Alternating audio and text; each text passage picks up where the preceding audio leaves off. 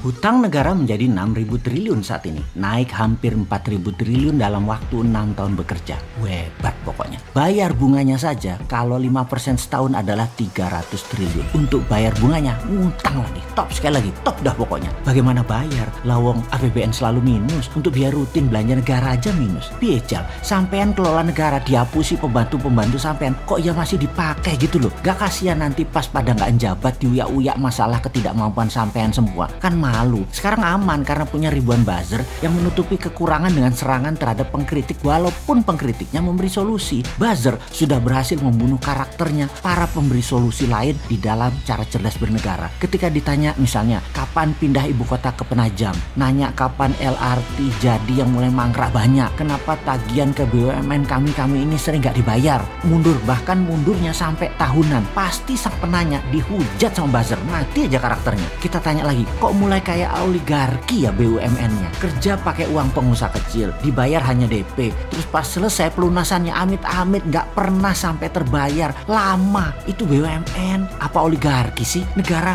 ngutang terus lagi solusinya saat ini di dalam APBN. Lalu supaya nggak ngutang, mulai ada wakaf tunai berbungkus syariah, dan yang jadi pengurus syariah adalah mereka yang dekat istana yang akan digadang jualan dirinya untuk bisa jadi presiden di 2024. Yang tujuannya adalah siapapun pejabat saat ini nantinya di tahun 2024 ketika nggak ngejabat, di mana temennya nanti yang menjabat, mendaratnya supaya mulus atau soft landing. Jadi ketika tidak menjabat nanti hidup mereka enak, supaya kegagalan masa lalu di cover sama pejabat nanti yang memang orangnya mereka juga. Jadi sudah harus didesain walaupun masih 4 tahun lagi siapa nanti calon pengganti mereka. Seru ya. Dan mulailah dengan menggunakan pencitraan wakaf tunai dan syariah dan pengurus-pengurus, yaitu lihat yang digadang saat ini adalah yang selalu dapat pekerjaan berlapis-lapis agar terlihat berprestasi dengan berbagai fasilitas. Dalam hal wakaf tunai, ekonomi syariah, nama Erik, Sri Mulyani, Puan dimainkan. Lalu nama pejabat seperti Erlangga dan beberapa pemain lain adalah mereka yang akan digadang-gadang di 2024. Ini semua dikaryakan. Ini bagi rakyat. Banyak yang tanya, mau kerja untuk rakyat atau promosi dirinya? Kalau Bosman Sontoloyo memang promosi, menjual konsep bernegara yang disebut Mardigunation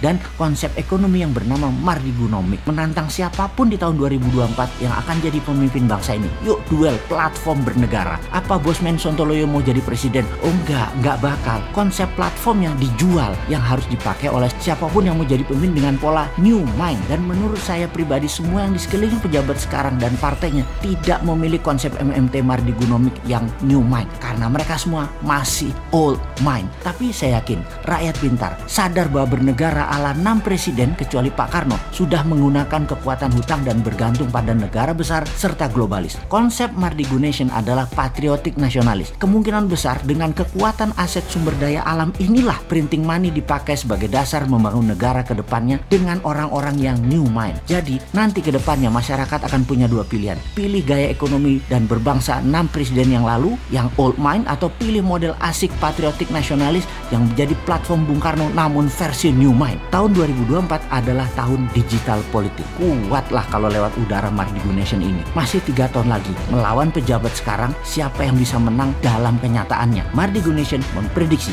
ekonomi syariah, wakaf tunai, BUMNisasi, SWF versi ngutang yang sekarang digarap tidak akan membuat ekonomi terbang, bahkan tidak akan membuat Indonesia menjadi berdaulat. Bukan pesimis, bukan ngeledek, tapi karena orangnya ya dia lagi, otaknya old mind dan grand plan-nya tidak membumi. Wah, salam dah.